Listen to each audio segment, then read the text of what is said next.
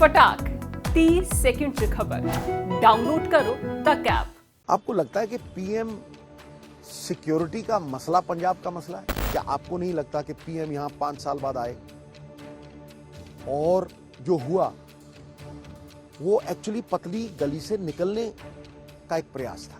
यद्यपि prime minister अपने helicopter में उड़ते परमिशन थी, तो मुझे ये बताइए वो किसको एड्रेस करते हैं? 70,000 खाली कुर्सियों को आप इतिहास बना देते। इस बात से बचने के लिए, इस दुविधा से निकलने के लिए ये स्वांग रचा गया। लगातार ये कहा जा रहा है कि जिस तरह से उन्होंने पीएम सुरक्षा का पूरा मसला हैंडल किया, उसके बाद उनका वेटेज काफी बढ़ गया है। कांग्रेस का पार्टी हाईकमान दूसरी तरफ देख रहा है कि कहीं ना कहीं एक तो दलित, आपने भी कहा था कि दलित सीएम है, 72 साल बाद बने हैं, दलित सीएम पंजाब को मिला है, एक नया पंजाब है। तो क्या आपको लगता है कि जो उन्होंने पीएम सिक्योरिटी का पूरा मसला हैंडल किया, उनको इग्नोर करना मुश्किल होगा पार्टी हाईकमान के लिए? आपको लगता है कि पीएम सिक्योरिटी का मसला पंजाब का मसला है?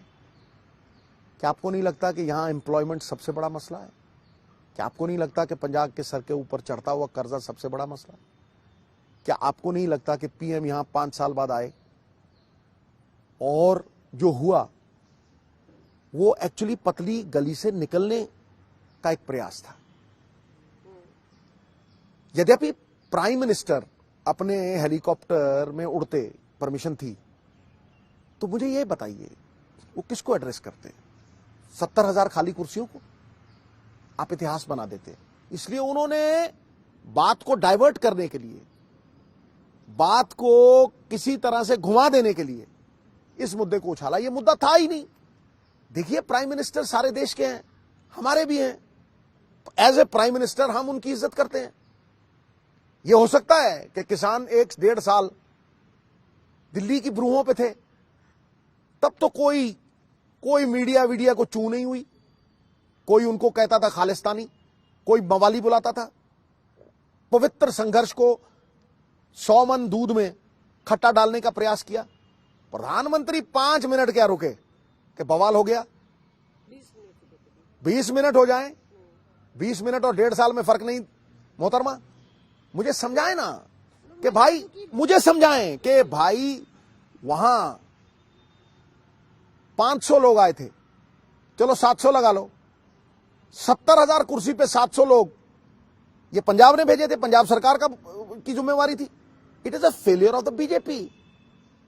और ये साफ हो गया कि यहां दाल गलने वाली नहीं, समझे? तो इस बात से बचने के लिए, इस दुविधा से निकलने के लिए ये स्वांग रचा गया।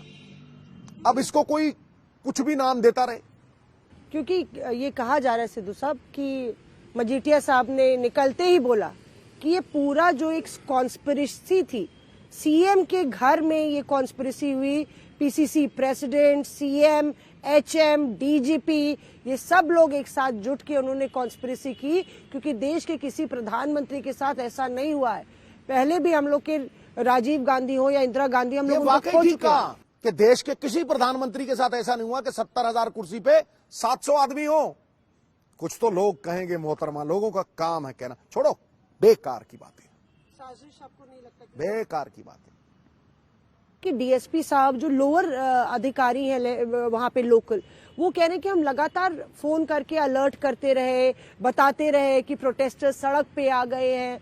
हमने उनको लगातार मैसेजेस भी किए आला अधिकारियों को, ये इन्फॉर्म करने के लिए कि प्रोटेस्ट हो सकता है। पहले भी जब मीटिंग्स हुई तो हम लोग ने डीएसपी से बात की, वहां के प्रधान से बात की, वो सब कह रहे थे कि ऐसी संभावनाएं थी। बीजेपी की इज्जत का फलूदा होना था, हो गया। आगे बढ़िए मोहतरमा। 700 बंदे, 70,000 कुर्सियां, कोई सुरक्षा का मामला ही नहीं था। उनकी जान को कोई खतरा नहीं था। यहां कोई विरोध तो कर सकता है, लेकिन कोई जानलेवा हमला वाली कोई बात नहीं थी। और यह स्वांग है, झूठ है। आगे बढ़ी। सुप्रीम कोर्ट सुनवाई कर रहा है। मैं कह रहा हूं बिल्कुल करे। कोई भी याचिका डालेगा तो सुप्रीम कोर्ट सुनवाई करेगा। तो किसी ने डाल दी होगी, बेचारा शर्मसार होकर किसी ने डाल दी होगी कि भाई हमारे पीएम को 700 लोग सुनने आए थे, तो किसी तरीके से उनको बच के निकलना पड़ा, इज्जत बचानी पड़ी, और हम भी उनकी इज्जत करते।